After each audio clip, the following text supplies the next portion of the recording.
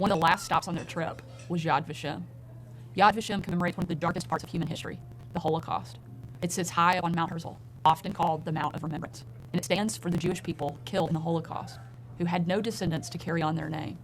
It's pretty heavy for any kid, much less an 11-year-old girl, and her parents weren't sure if she was ready for it, but they wanted her to understand the importance of standing up against evil, so they decided to bring her.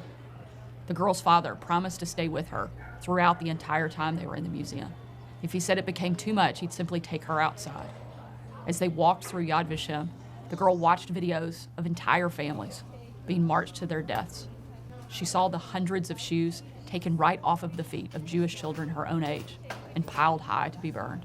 She listened as the names of the 1.5 million Jewish children murdered by the Nazis were read off one by one, and was told it takes months to get through the full list.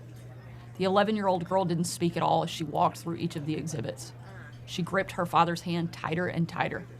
He worried that they'd made a mistake, that it was too much for her to take in and to wrap her head around. But eventually they got to the end of the museum, where there was a guest book for visitors to sign. The girl reached up and took a pen out of the father's shirt pocket, and he looked over her shoulder. The father watched as his daughter wrote down her name and her address, and then in careful handwriting, the little girl paused and wrote, "Why didn't somebody do something?" Tears welled in the father's eyes, and in that moment, he knew that she got it. Very simply, why didn't somebody do something? He knew that his daughter understood.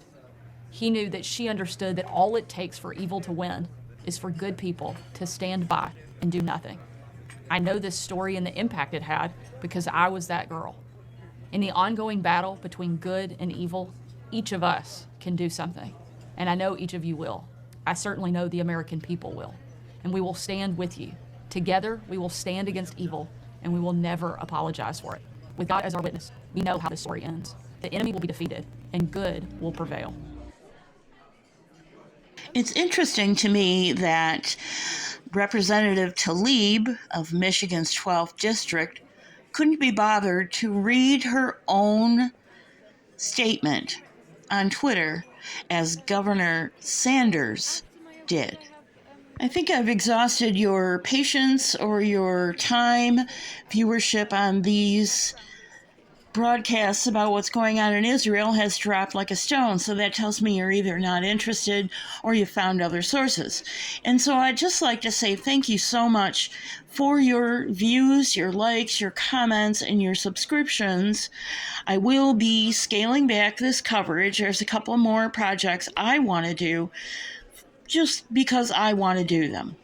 Thank you so much for joining me. God bless you. Pray for the peace of Israel. Pray for each other. I'll see you real soon.